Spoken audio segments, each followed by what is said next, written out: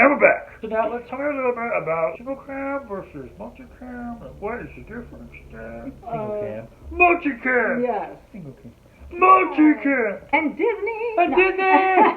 Because you've worked on all of the above. So we're going to talk in terms of acting and not casting, because there's differences in that too.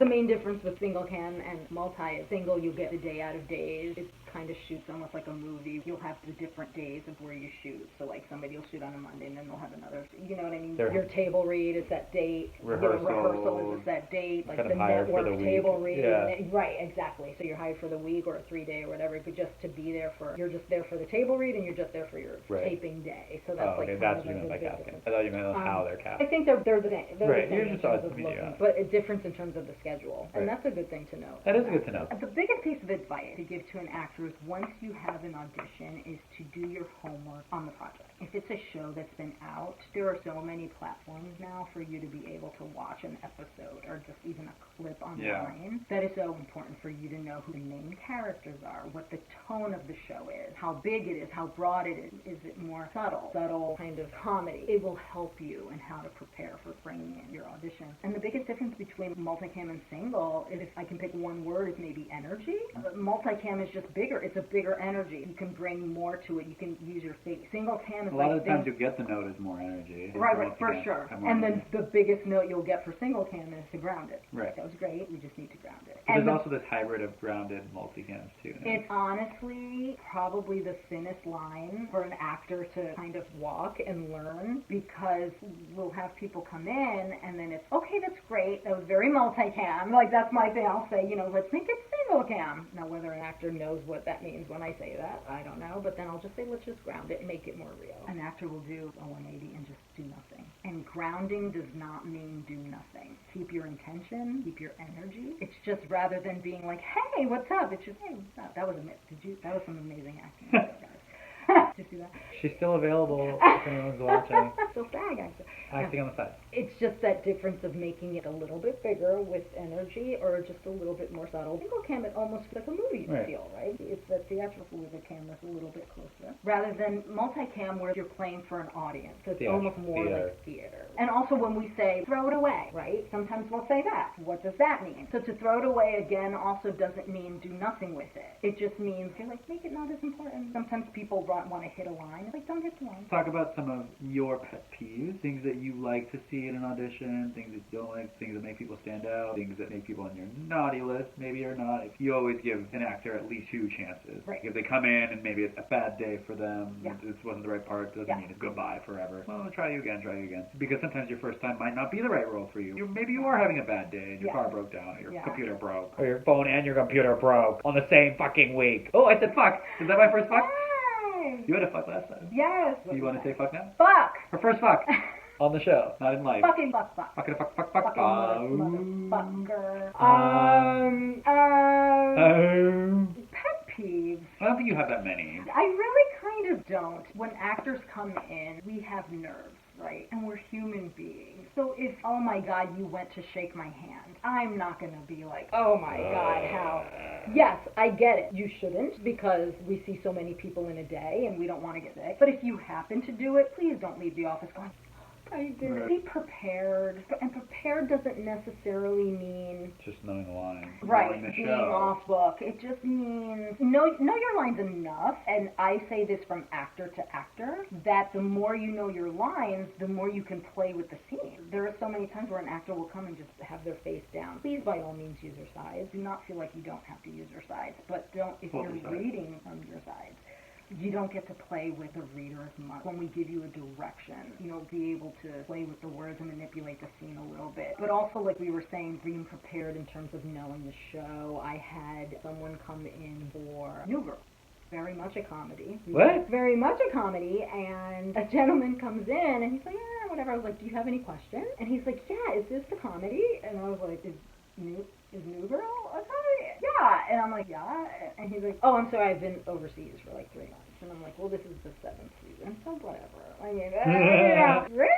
Know your show. Do your research a little bit. Please. We want wanted to talk about questions too, right? When we ask an actor, do you have any questions? It's okay to not have It's okay to not have questions. questions. And as a matter of fact, that's probably just our way of asking, are you ready? Instead of just saying, are you ready? Do you have any questions? No, I'm good. Unless you truly have a question, but don't feel that you need to have a question. Right. So another pet peeve, I would say for actors, and I know it's hard because we get so in our head when we make a mistake, if we trip on a line or if we forget a word, to want to stop ourselves. I would say to any actor, do not stop yourself.